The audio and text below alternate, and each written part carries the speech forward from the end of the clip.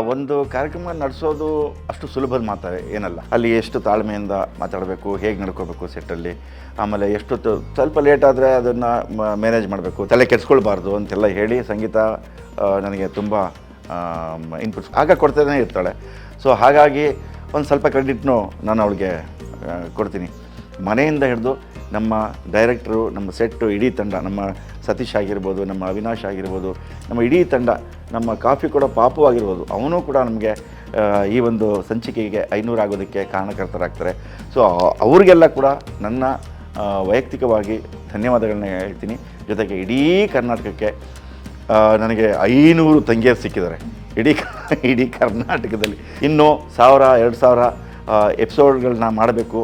ಅದು ನಿಮ್ಮ ಆಶೀರ್ವಾದ ನಮ್ಮ ಮೇಲಿದ್ದರೆ ಮಾತ್ರ. 500 ಮನೆಗಳಿಗೆ ಹೋಗಿ 500 ತಂಗಿಯರನ್ನ ಸಂಪಾದನೆ ಮಾಡಿ ಆ 500 ತಂಗಿಯರ ಎದುರುಗಡೆ ನಿಂತ್ಕೊಂಡು ನಾನು ಅಣ್ಣನಾಗಿ ಅವ್ರಿಗೆ ಬಾಗಿನ ಕೊಡೋದಿದೆಯಲ್ಲ, ಎಂಥ ಪುಣ್ಯದ ಕೆಲಸ, ಎಂಥ ಸಂತೋಷವಾದ ಕೆಲಸ ಅಂತಂದರೆ ಅದಕ್ಕೆ ನಾನು ಓಪನಿಂಗಲ್ಲಿ ಯಾವಾಗಲೂ ಮಿಸ್ ಮಾಡದೆ ಹೇಳ್ತೀನಿ. ನೆನಪಿರ್ಬೋದು ನಿಮಗೆ, ಇಡೀ ಕುಟುಂಬದ ಯಶಸ್ಸಿಗಾಗಿ ನಿಸ್ವಾರ್ಥ ಸೇವೆಯನ್ನು ಸಲ್ಲಿಸುತ್ತಿರುವ ಆ ಕಾರಣದ ಶಕ್ತಿಯನ್ನು ಗೌರವಿಸುವ ಈ ಕಾರ್ಯಕ್ರಮವೇ ಸುವರ್ಣ ಗೃಹ ಮಂತ್ರಿ ಕರುನಾಡಿನ ಮಗಳಿಗೆ ಮನದಾಳದ ಥ್ಯಾಂಕ್ ಯು ಅಂತ.